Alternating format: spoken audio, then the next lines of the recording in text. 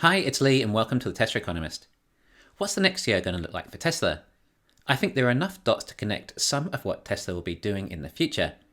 I know a lot of you just think, who cares about the next year or so? I'm holding until 2030, and Tesla's obviously going to be way bigger by that stage, selling 20 million vehicles a year, etc. Well, I like to analyze Tesla from all timelines, whether it's next quarter or next decade. I find it all interesting and like to work out where it is headed. For example, currently the only path I can see to reach 20 million vehicles a year is for Tesla to solve 4680 cells and reach high volume production. They're currently at around 2% of the target from Battery Day. So I'm not a 20 million a year by 2030 believer at this stage, despite Elon still saying that's the target. Instead, I've learned to judge the future on what I can see happening, rather than what we are told, and I've been much more accurate as a result. But still, you're right as to think how much further Tesla would have evolved by a time like 2030, and how more popular EVs will be, how much better the charging infrastructure will have become, more service centres, more efficiencies, better batteries, lower cost EVs, etc, etc. I mean, don't get me wrong, I'd love it if Tesla could hit 20 million a year, and it would be a lot more exciting if I believed that, but I don't have the evidence I need to believe that, even if some of you do. There are many of us in this community here, and we have different objectives and goals. We're at different times in our lives, and some of us have been invested in Tesla much longer than others. If there's a chance that Tesla's stock price could hit 400 to 500, then some investors may take profits. It's enough for them. They may even be in their 70s for all you know, and just want to enjoy the rest of their lives without having to worry about riding the Tesla roller coaster one more time. Anyway, the Model 3 Highland has finally been revealed, and we can pretty much work out the majority of the specifications and what the new price will be.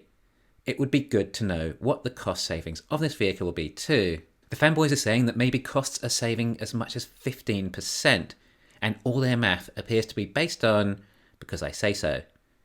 They have about as much of a clue as you and I do.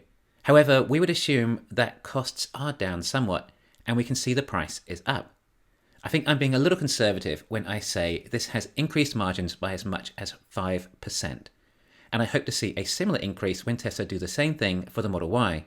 This is all we need. This additional margin and probably an increase in production and deliveries over that similar period, after OPEX is removed, is going to make a big difference. We could actually see profits double by the time all this kicks in, assuming Cybertruck doesn't take too much out of profits. Anyway, I think I can see a roadmap ahead for next year, and it does look quite promising. You have to just pick up on all the various clues that are out there. Now, apparently, we're hearing that Tesla's new Megapack factory in Shanghai is expected to break ground this month, and be in production within about 9 months after that.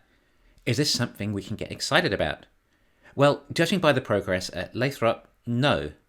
But then why would Tesla bother starting a new Megapack factory in Shanghai if Lathrop was at such low capacity? Well, my theory on this is that Megapacks are going to be using the lowest quality cells that Tesla have, that are not particularly energy dense. There's obviously no need for that. Instead, keep the energy dense cells for vehicles for obvious reasons. Let me put this another way. Tesla have about a further 30 gigawatt hours a year capacity remaining at Lathrop Megapack factory. Tesla is about to build another Megapack factory with an additional 40 gigawatt hours of capacity. That is a further 70 gigawatt hours a year of cells required, which is a lot. A massive cell factory needs to be built for such a supply. Such a factory would be noticed, and the only company that is building factories of that magnitude is CATL. Except CATL already just built such a factory. The rumours of this factory are that they will be CATL's new cell, which is one step closer to LMFP cell chemistry by using a hybrid cathode that includes LFP still, but doesn't use nickel or cobalt, which is always good to see. It's frustrating to not be able to get more information as to what CATL are doing there, but look, they built the factory right next door to Giga Shanghai, so it's not going to take a genius to work out who these cells are for. There may even be enough LFP cells available that Tesla could make a new Powerwall at much lower cost using these cells, which may turn the Powerwall from a business that is for a luxury or convenience into one that actually saves money with a decent return on investment in many markets, which would increase demand a lot. Now, I think it's safe to assume that this new CATL factory has better, by which I mean more energy-dense cells than the current LFP cells. We're hearing supposedly 10% more energy density, which would mean Tesla's current battery could go from 60 kilowatt hours to 66 kilowatt hours, with the same weight and likely similar volumetric density improvements too. And like I'm saying, energy density doesn't matter for storage. Therefore, my assumption is that these new cells will be used in Tesla's Model Y. And then there's going to be a Model Y refresh, which is going to be later next year by the sounds of it. Bear with me here. Now, if this new Megapack factory will be in production in 9 months' time, then where are the cells coming from? CATL aren't building any more factories to make these old LFP cells. Therefore, I think it highly likely they'd be coming from the old LFP cells. In other words, the cells that are going into the current rear-wheel drive Model Ys. So what if in about 9 months' time, or about Q2 2024, Tesla update the Model Y and use a new battery pack that is structural and has 66 kilowatt hours, yet actually weighs less due to it being structural. Then include all the other efficiencies that Tesla have used to improve the Model 3 and the rear-wheel drive Model Y might very well also be hitting that 300-mile threshold. The range numbers look so much better at 300 miles when compared to even 299. It's a big factor and will mean people are willing to pay more. However, this battery shouldn't actually cost much more than $1,000 extra than the previous one, and Tesla have hopefully saved a further $3,000 or so on the refresh. There's absolutely no one coming close to competing with this. It will also be enough range for Tesla to actually sell the rear-wheel drive Model Y in the US and receive all those additional credits and subsidies. Tesla would totally own the electric crossover market, and the mid-size and luxury sedan markets too. I mean, they already do, but this takes it to another level again. Tesla is a stoic company.